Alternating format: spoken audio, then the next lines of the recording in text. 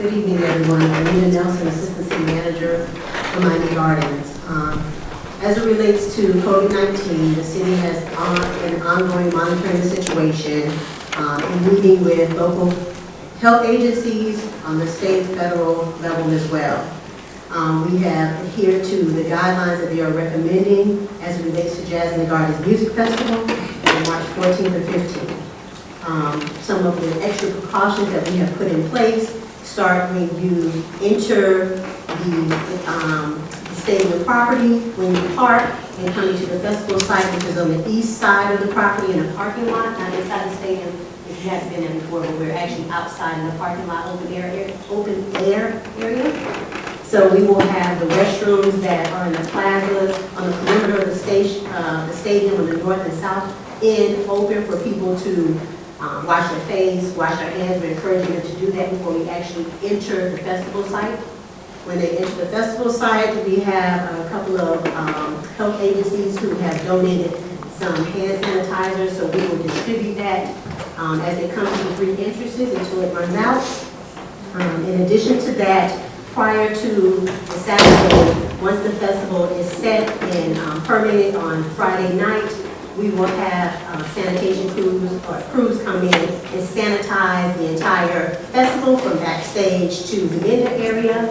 So that will happen Friday night, so that when people come in on Saturday, it will be a sanitized area. We are also doing that same practice on Saturday night when everyone leaves in preparation for them on Sunday.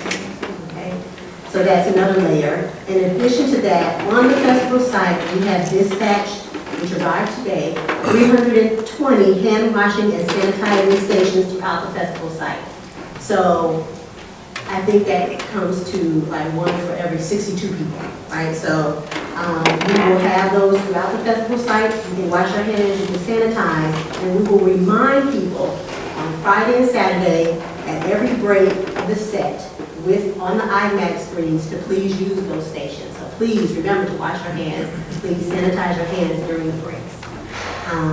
We are keeping close watch on other CDC recommendations that are coming down the pipe, and if anything else comes along between now and then, we will strive to enact them. Thank you. Questions from council? You can ask the mayor your questions if you want. Well, I mean, I have a statement. I mean, given the fact of all those things that you just talked about, if someone has the virus, you're still going to get out. If someone sneezes and has the virus, and move around, touch things, other people touch it, I mean, I don't see how you're going to start. You're going to put masks on people to make sure if you sneeze or cough, it doesn't go anywhere. I mean, I don't understand. How this is going to work. Are we going to cleanse down the I agree. I don't think that you can actually stop it in that respect. I think that what we're doing is precaution. We're having precautions. But in reality, we just stood down and shook people's hand and gave out a commendation. I mean, we can't stop life. So we're going to have those interactions. So what we're doing is providing the availability for people to do the things that the CDC recommends they do to slow the spread. I've heard the observations with regard to other festivals in South Florida. Jazz in the Gardens is at max a 50,000 person festival. Cayo is 500,000 people. 500,000. Ultra is 170,000 people. Cayo and Ultra are like this, body to body. Jazz in the Gardens is, I mean, it's just, they are different things. And so I've heard from some people who say, hey, you all should cancel it. I heard from a lot more people who say you shouldn't. But just based on the evidence, the facts, and listening to the CDC and the Department of Health, who, the reason I was late is because they were in the office of the manager, the attorney, and I, talking about what the county's recommending, why they aren't canceling the youth fair, stuff like that, what they're recommending we do. This is what we come up with. But we also brought it here to get input from the council and for you all to ask some of the epidemiologists questions if you wanted to. The young lady who's over the Department of Health, she had to go to another meeting, so she was here at 6:30, briefed, and then she had to go to another one, but she's open to coming back and also meeting with you all as her schedule allows individually. I'd like to find out from my experts, how do they view activities that are indoors versus those activities that are outdoors?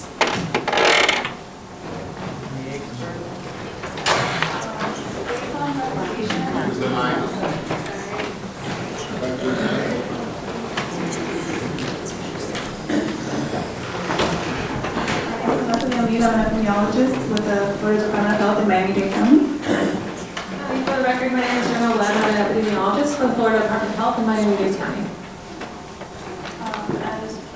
To your question, I would say that outdoor events are a bit safer because of the way that the air is able to circulate versus indoors where it's kind of circulating all around.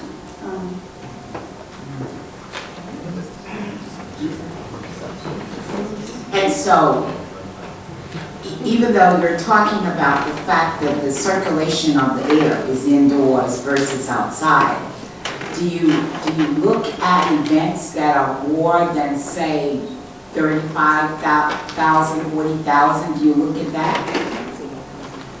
How do you view those kinds of activities? So we are field epidemiologists, so that would be a question for Dr. Bielta. Sorry. We can go ahead and take your card and we can have her email you if you would like. Well, you know, the Jasmine Gardens is in 2 days. Okay? So I think what the reason I'm asking is so that we can really get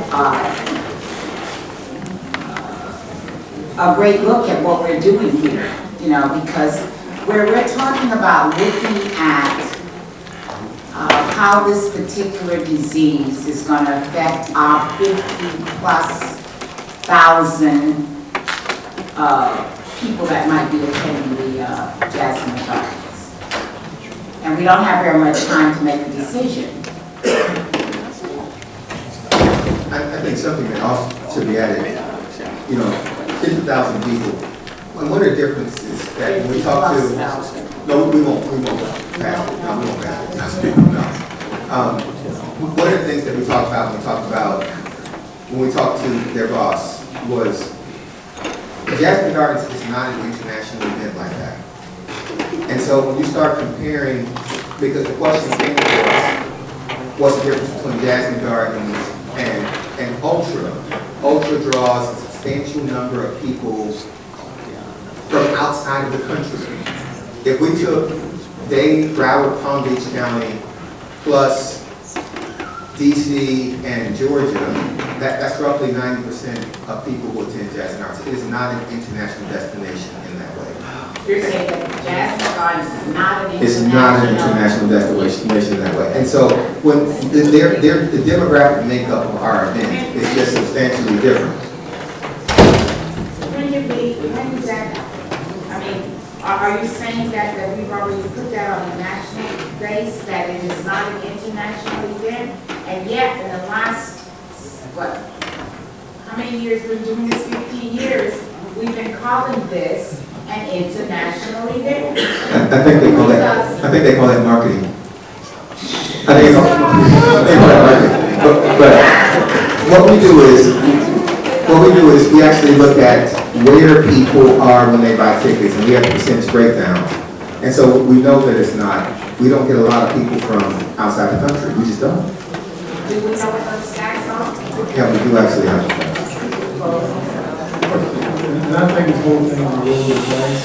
I think when you look at the relative risk, 100,000 people versus 50,000 people, the consequences should be the same. Will you agree? Can you repeat the question? If you look at the relative risk of 100,000 people versus 50,000 people, the consequences could evidently be the same.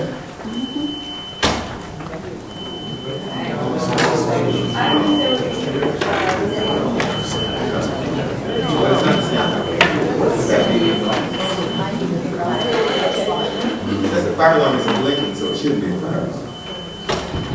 Take care. It's all the same, the larger the population, the more risk there is, for someone spreading. I understand that. I'm talking about consequences of that risk. I think that there's a lot of factors involved, and it would be really hard to speculate on what population 10,000 versus 50,000 would be, especially since there is so many different factors that are involved in COVID-19. And that's my point. You can't give us an answer. Because there's so many factors involved.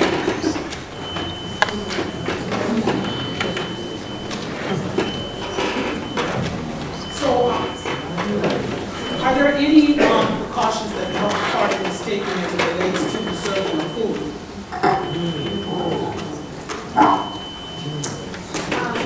What sort of like serving food like in schools or restaurants? You know, like we have food vendors that will be there, and I don't know if there's any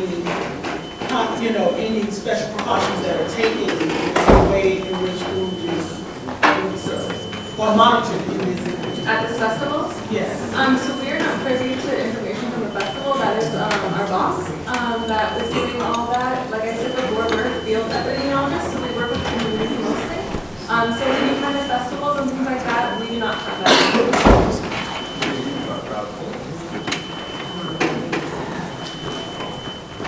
Whether COVID-19 or any other Jasmine Gardens, the food vendors are inspected by the state health department and they receive certification by the state health department.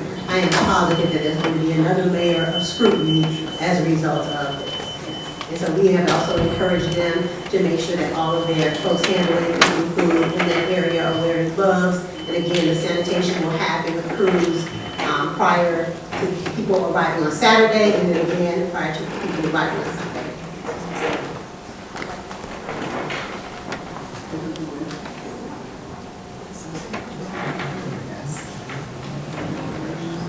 Anything else?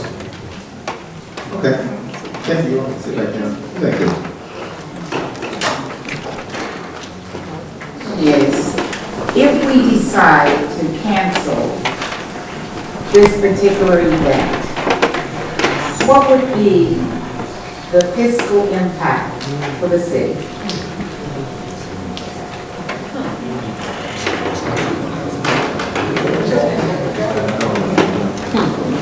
It was really for your year. I'm sorry, I didn't see you walk away. Making sure that everybody's safe. If we cancel, we will be losing the deposits paid to the artists. As part of the contract, we pay deposits for them to come. Remainder is paid upon their arrival to the site to play. So we'll be losing the deposits.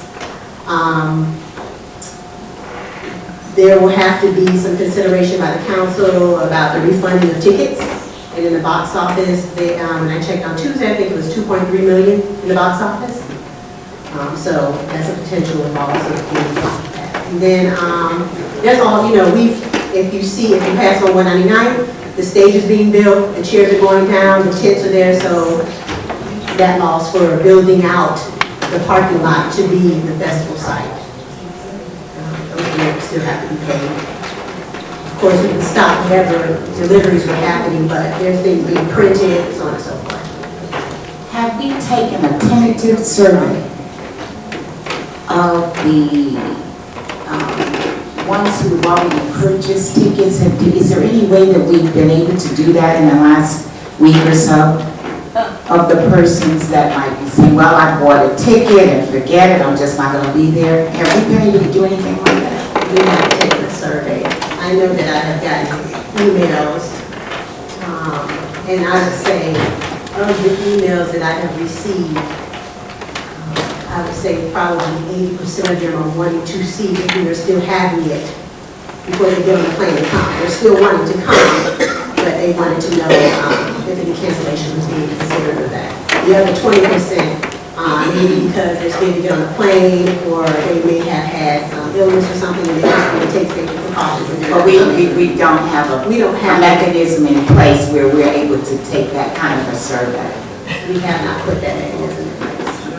We do know that people continue to buy tickets People are still buying tickets. They're buying tickets all week. They're buying tickets to the open party. They're buying tickets to the impact. They're buying tickets to the concert. We know that people continue to buy tickets. That is significant. I have a question. I mean, have we had any artists cancel or anything, or anything? No artists have canceled. So how much money have we put up? How much have we given artists? I don't have it, no, I'm sorry. I'd like to see those numbers. And I don't know this to be true. I think I heard it on the radio or television a couple of times about Ultra is canceled with no refund. I mean, how do you write a contract like that? And who writes our contract? We don't have a way out of our contract? Well, that's no refund to big. I've heard in the paper, I don't know if it's true, that they're, and I try not to believe the paper unless actually verified, but I heard they're not refunding, that's not the artists, that's the people who purchase tickets.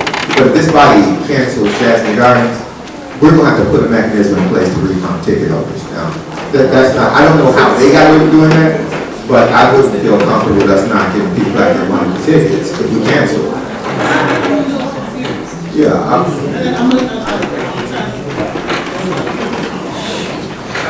But, you know, as I have listened on the news about the coronavirus, they have advised the public on certain behaviors that you ought to adopt. And from the presentation I had at meeting Monday from a healthcare professional, they said that the coronavirus is primarily almost like any flu virus. Only that there are some systems that are not immune to it or have a stronger immune system to it than others. But in the advisement, we were given certain behaviors that we needed to practice in order to reduce our ability to get it. Like little children are not as susceptible, right? So middle-aged people are not as susceptible. Then you have, okay, but here's the point. Seniors, okay, but here's the point. The point is that if you wanted to fly, you still get on the plane. That if you wanted to send your kid to school, you still send them. It was being provided for you to use your discretion in terms of what you were going to participate in or not. Now, how the city of Miami chose to handle theirs was that city's responsibility and what based on the residents, the general attendees and where those folks were coming from the standpoint of Ultra, which was coming from affected areas, primarily, right? And the folks that are coming to this festival are not necessarily coming from those affected areas. So I'm not suggesting anything other than the grown folks that are coming to Jazz in the Gardens and attending any place are doing it based on their choices. In other words, if they choose to come to the United States, they're coming on their choices. What we have to do, I think, as a city, is to determine whether or not we have shown due diligence, and maybe the attorney has to add to this. Are we liable, or can we be sued because we are having a concert that people choose to come to? And if they don't choose to come to, I'm just saying, what is our liability if we decide to have it? What is our liability if we decide not to have it?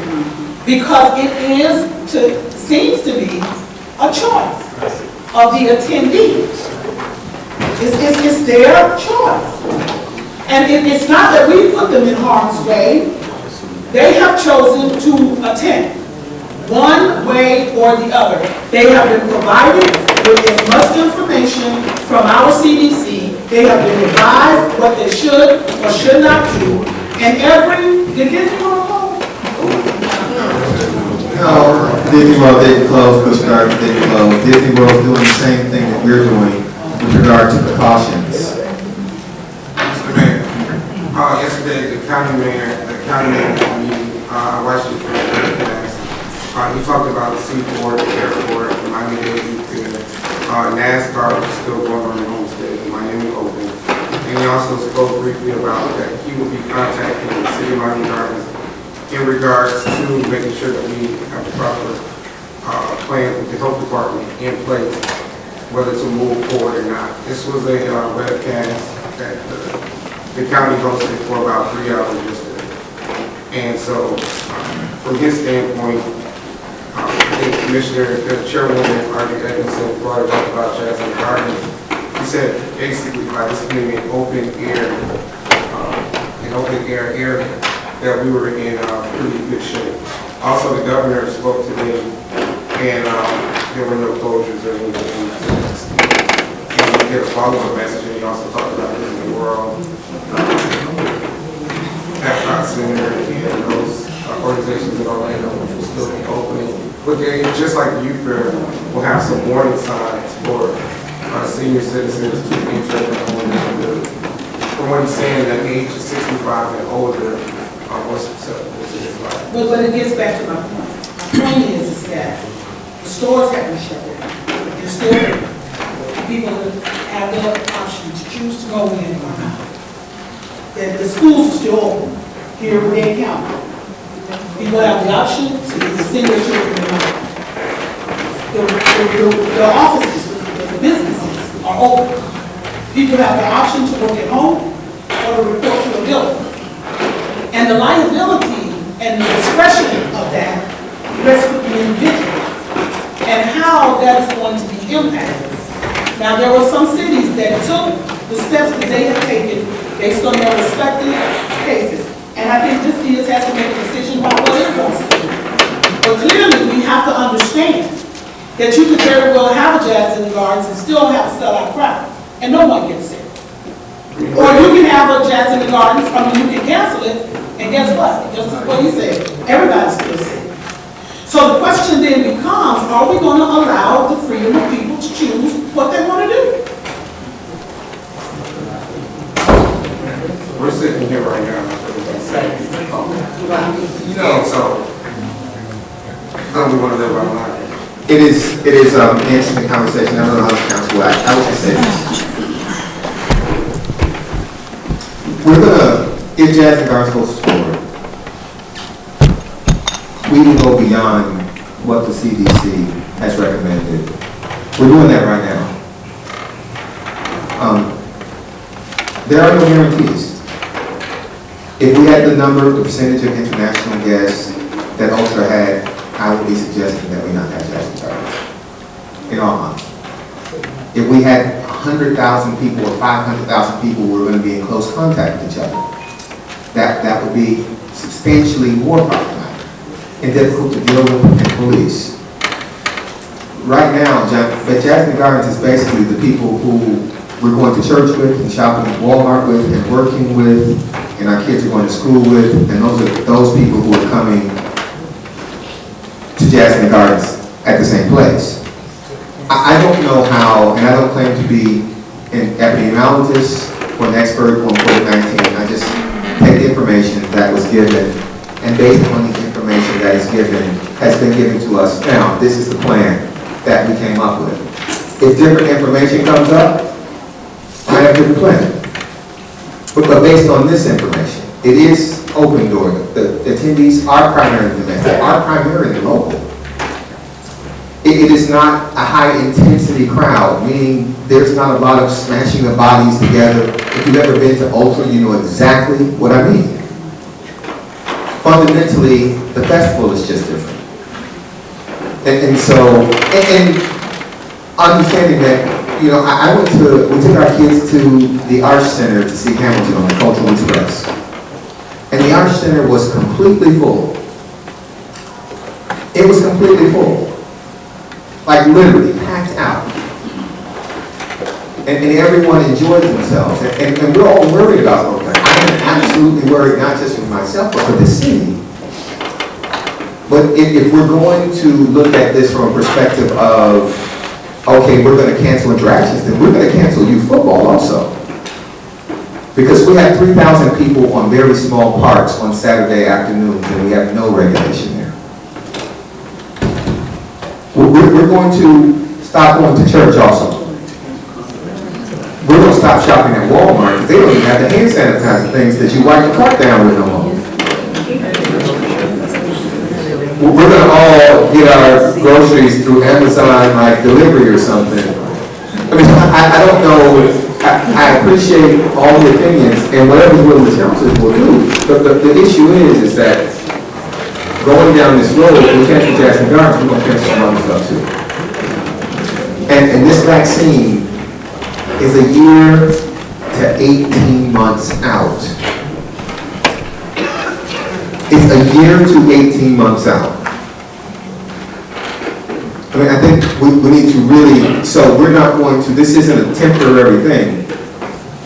We're going to, it's going to be around for a while. We have to learn to make the accommodations and prepare the city and city events to help prevent the spread of COVID-19. And that's why we've taken the sanitation stuff and we've been wiping down city buildings. What we're doing in city buildings is substantially similar, not a little more, than what we're doing in Jackson Gardens, because we have control of the buildings all the time. They're wiping down things every hour on an hour in all of our buildings. We disinfected everything. We've committed a substantial amount of manpower and resources to doing that. But that's going to be our new normal until they find a vaccine, and the vaccine isn't coming. It's not a month away. And so I get that everyone's scared. I appreciate that. It's very difficult to govern from a position of fear, though, without considering the facts. When we reviewed the facts led us to prepare in this way. That was the facts. If the facts change, we have to change. I mean, the fact that we haven't even had an actual Dade County verified, I guess, what do they call it, not case. Yeah. Case is something of note. Now, that doesn't mean that there are people who are irregularly exposed. I'm sure there are people who are irregularly exposed. Councilman Leon is right. Since we've been sitting here, 7 of y'all have coughed. And we got our eye on y'all.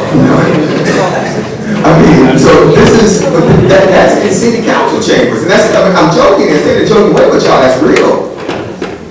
If we are, and it is what they say it is, that cough, if she's exposed and she coughs, you're exposed. And those are things, that interaction that we're not going to be able to challenge or change.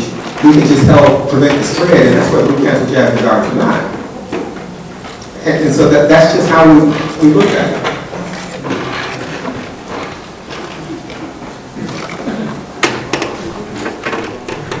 Every argument,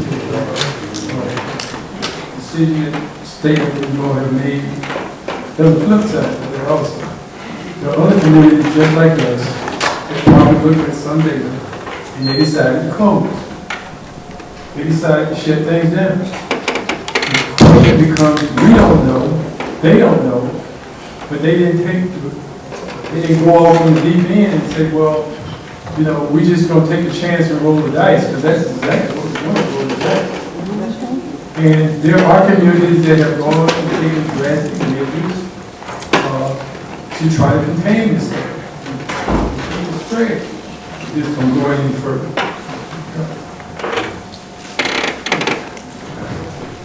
We all have our opinions. I would not vote for.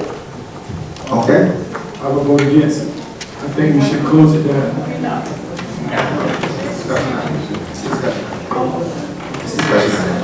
It's a discussion item. Right now, the manager, myself, the attorney, and of course, Ms. Nelson, in consultation with everyone else, that's what the decision has been made to move forward. Unless this body says not to move forward, then we're going to move forward. If the facts change, if something substantially changes after this meeting, even if you all say don't move forward, or move forward. You all said move forward and the facts change, we would come back to you, or we would take the drastic step of just doing it. If we didn't have time to meet, I would sign the state of emergency in the city and use my authority as the mayor to postpone or cancel it if the facts change. That's what would happen. Has there been any official body, CDC, Department of Health, whatever, that has said, we advise you not to do it? No.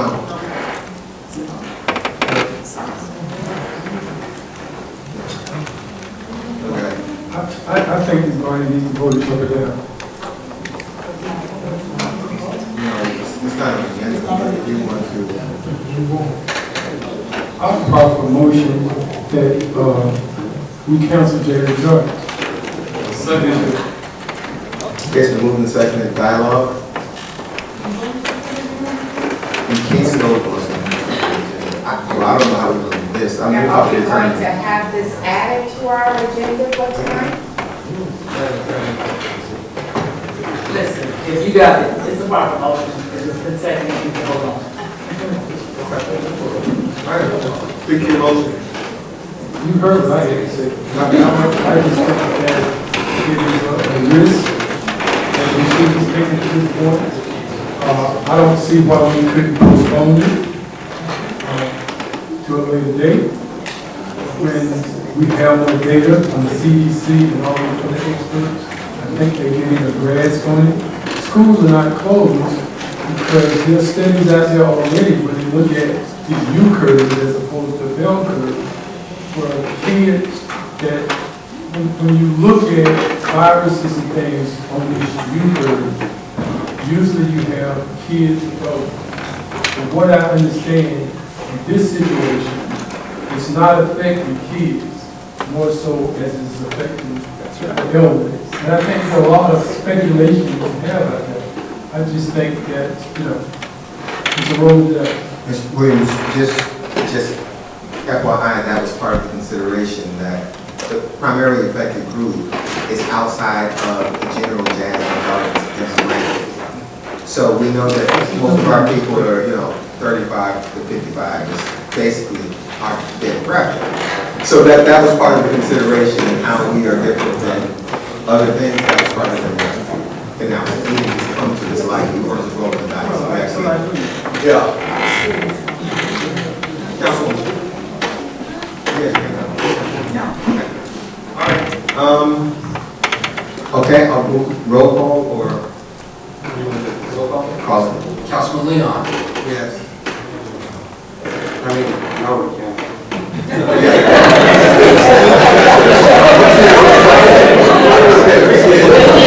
This is about not having an actual resolution in front of us. This is about not having a resolution in front of us. All right, motion made by Councilman Williams, seconded by Councilman Godaro to cancel the Jazz in the Gardens event. No, we can't. Councilman Williams. Yes. Councilman Godaro. Yes. Councilwoman Odom.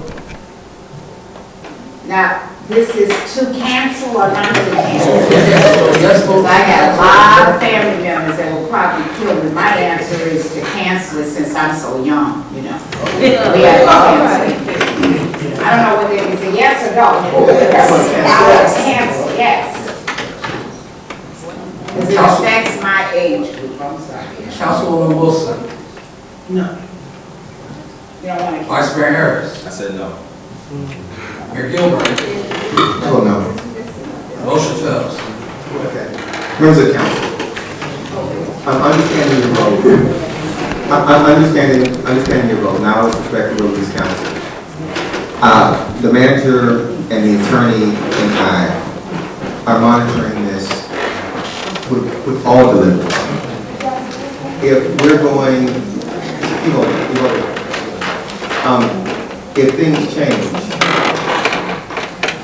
I'm informing you all now of our intention for me to sign a state of emergency and to take unilateral authority to cancel this if the facts change on the ground. I just need you all to understand that that is a possibility. So, We will definitely notify you. We'll definitely notify you. The reason I introduced this as a discussion item is because I wanted the council to speak. But if things change and we do not have time to reconvene as a body, we'll do what we have to do and protect the city and the residents as best as possible. So, thank you. What's the next agenda item? Ordinance is off its second reading. Item 9.1, ordinance of the City Council of the City of Miami